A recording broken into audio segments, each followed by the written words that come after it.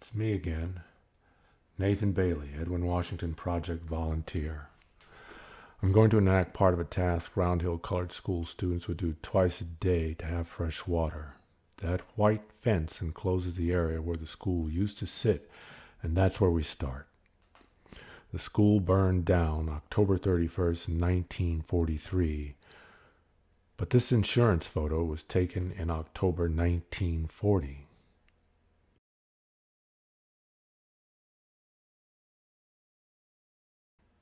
Cody Farm Drive and the community of homes it leads to didn't exist when the school was still standing. Paul Jackson attended Round Hill Colored School between 1934 and 1942. Join me for the trip from the school to the Mars or Mart's home, carrying an empty pail.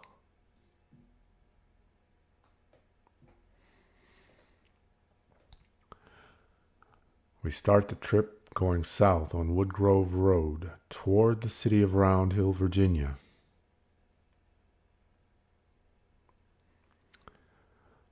The school had permission to fetch water from the porch of a home a quarter-mile away. Remember, the Round Hill Colored School had no plumbing.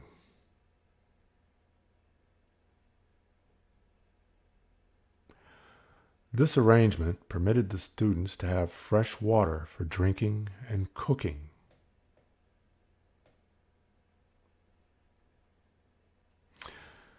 It's not known if LCPS paid for this privilege or if it was an act of kindness. I like to think it was an act of kindness.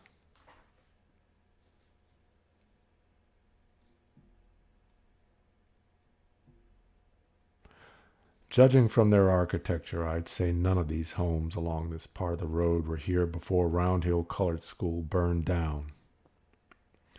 You'll see what I mean after we get to our destination.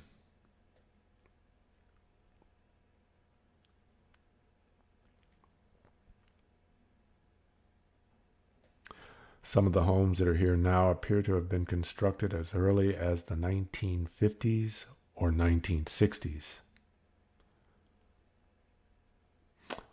Others are newer.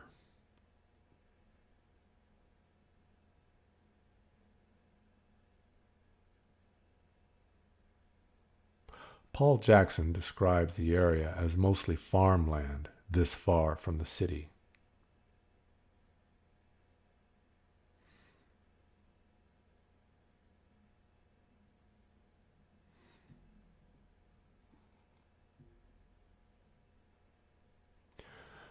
When Paul Jackson attended the school, this road was paved. It would have been a main artery for the farms in the area to the city of Round Hill. Still, it probably didn't see the volume of traffic that we'll see today.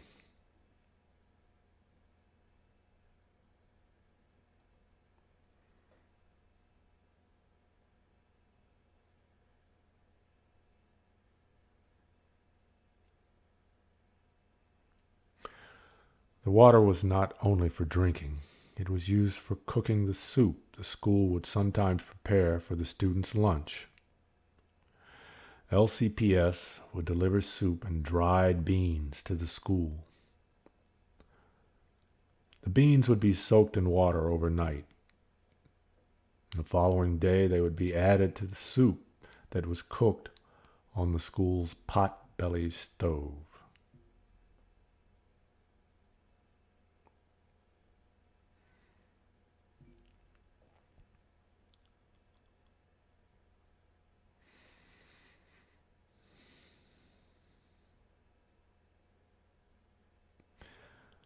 This part of the trip is slightly downhill. With this being mostly farmland back then, the number of homes along this route were likely few, not like what we see today.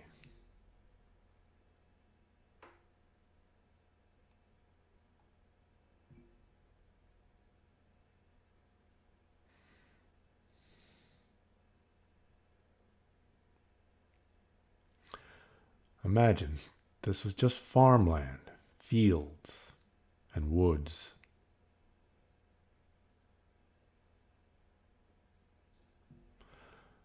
Some of the pastures had cattle grazing.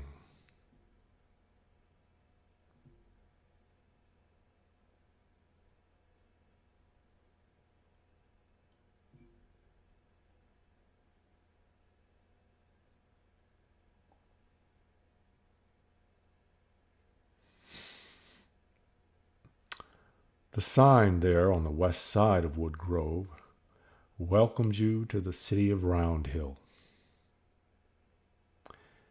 Here, Wood Grove Road becomes Main Street.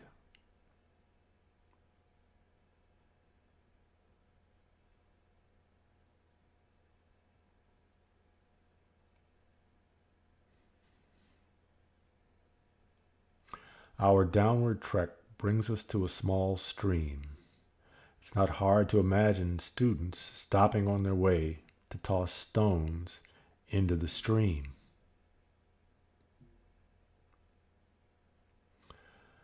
We're at the intersection of what is now Greenwood Drive and Main Street in Round Hill, Virginia.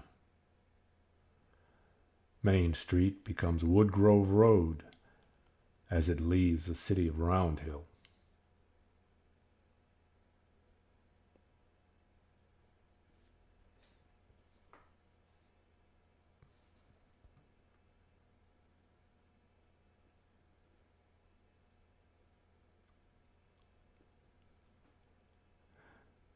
After we cross the stream, we begin a slight climb as the road rises beneath our feet.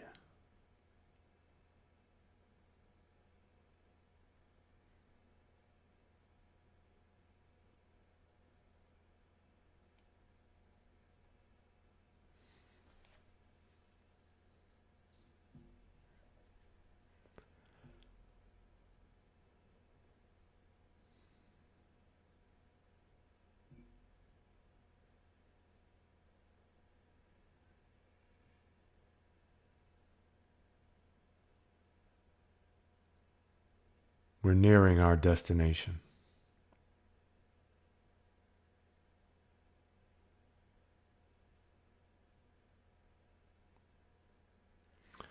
Of course, this style of trash bin would not have been along the road.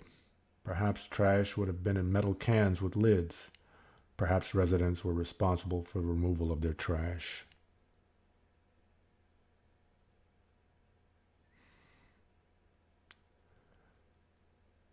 We've reached our destination, covering the quarter of a mile from the school to the former Mars or Mart's home in Round Hill, Virginia.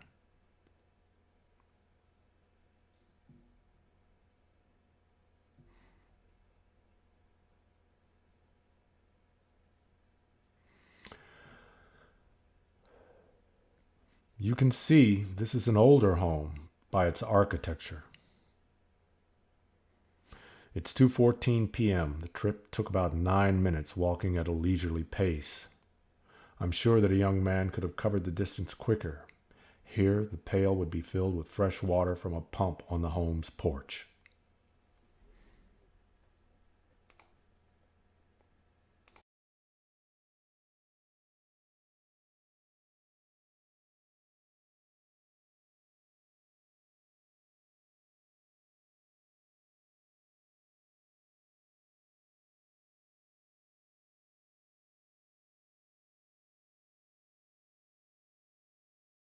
Join me on the return trip to school carrying a pail of water. Here's the Mars or Mart's home. It probably looked much like this when Paul Jackson attended Round Hill Colored School between 1934 and 1942. The school had permission to fetch fresh water from a pump on the porch of the home. Remember, the Round Hill Colored School had no plumbing. This arrangement permitted the students to have fresh water for drinking and cooking. It's not known if LCPS paid the Mars and Mart's family for this privilege, or if it was an act of kindness. I like to think it was an act of kindness. Here I simulate pumping water into the pail. I've weighed this pail with water. 20 pounds.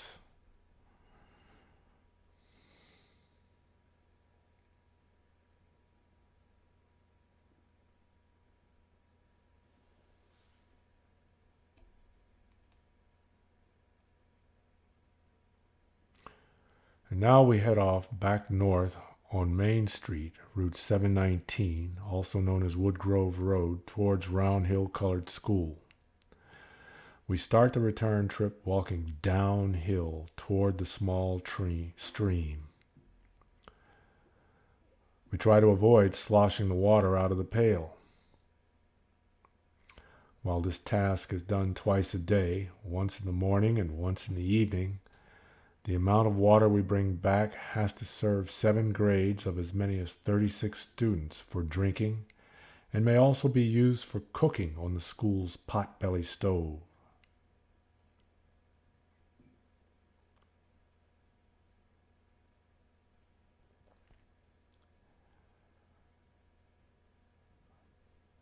When Paul Jackson attended the school, this road was paved. It would have been a main artery from the farms in the area to the city of Round Hill. Still, it probably didn't see the volume of traffic that we'll see today. It's a quarter mile back to the school from the Mars or Mart's home.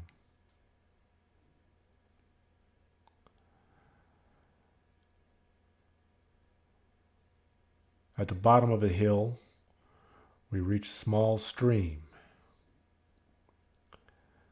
Maybe the student set the pail of water down and tossed a stone or two into the stream.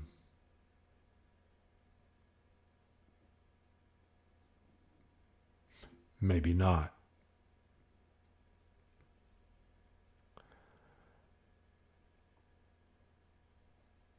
Now we begin an uphill walk away from the stream. Remember, most of this land was farmland. Perhaps cattle stopped their grazing to come over and watch the student carry the pail. Wearing a tie was a bad choice for today's enactment.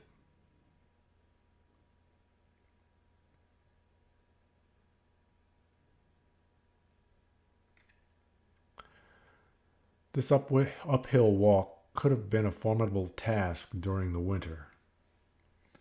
If the student was walking into a stiff north wind trying not to slosh water, one can imagine the student thinking of the hot soup that was sometimes prepared for their lunch on the school's pot-belly stove. The student might have imagined holding a bowl or can of hot soup while the cold north wind blew outside the schoolhouse. LCPS would have delivered soup and dried beans to the school. The beans would have soaked in water the night before, and today they'd be added to the soup as it cooked.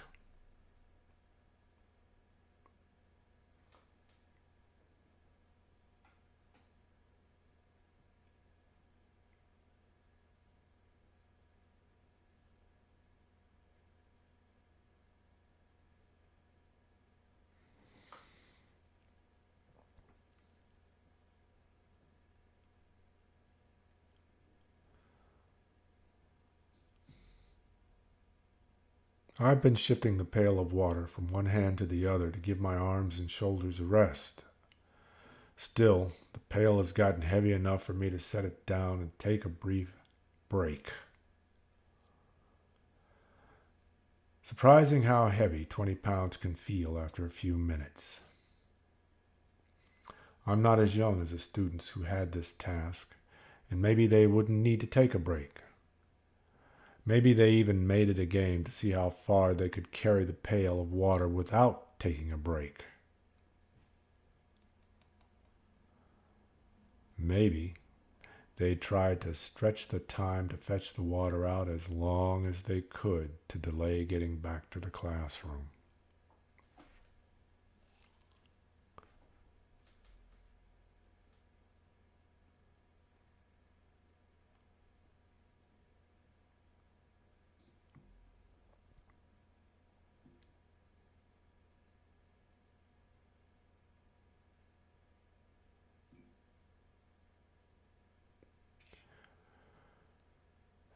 Students might have had to step off the road for a passing tractor or large wagons carrying hay.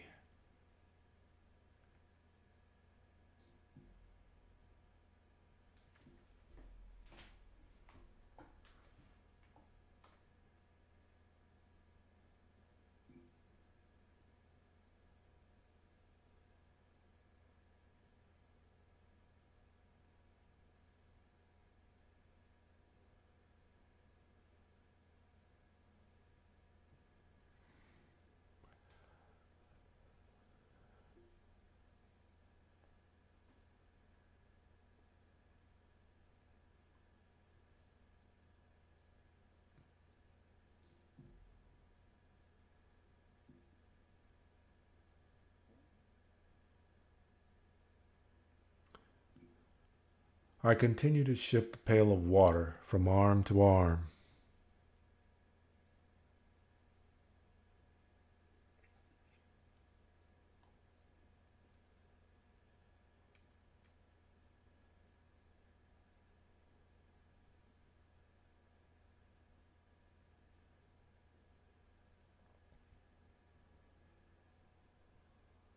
Here, a kindly motorist stops to offer me a lift. I explain what I'm doing and tell her we don't have much farther to go.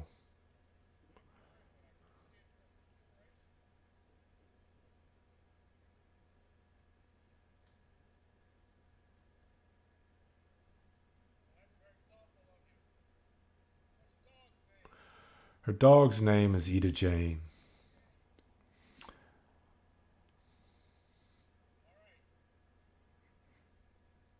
I thank her for her consideration, and she drives off.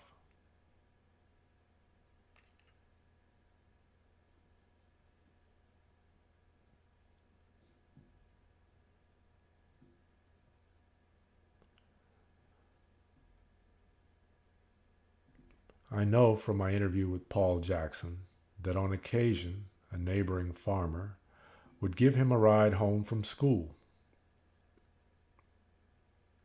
It's possible that in the past a motorist might have seen a student walking with a pail of water and offered them a ride.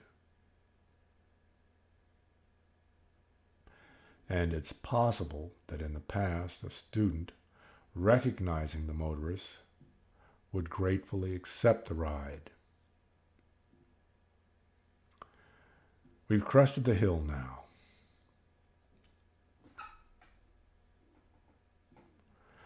The student would be able to see the school up ahead on the right. It may have been a lone structure sitting amidst the fields and pastures as it appears in this photo from October 1940. The school burned down October 31st, 1943. The school building itself sat right next to the road.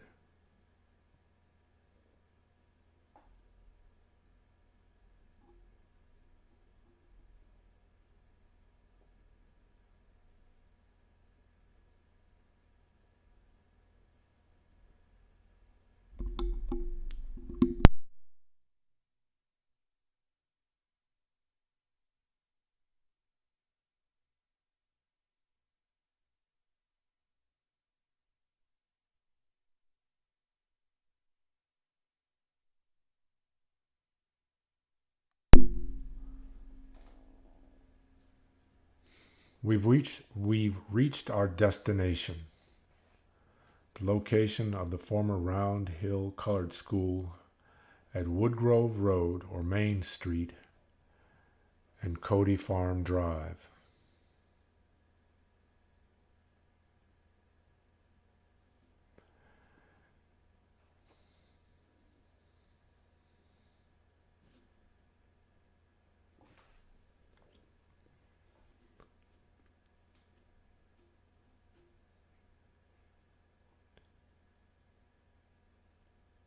Here, the pail of water would be used for drinking and cooking.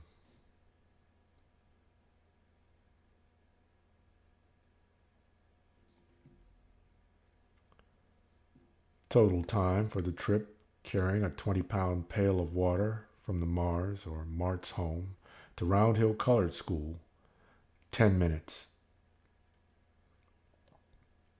A round trip, including the time it took to fill the pail, let's say 30 minutes.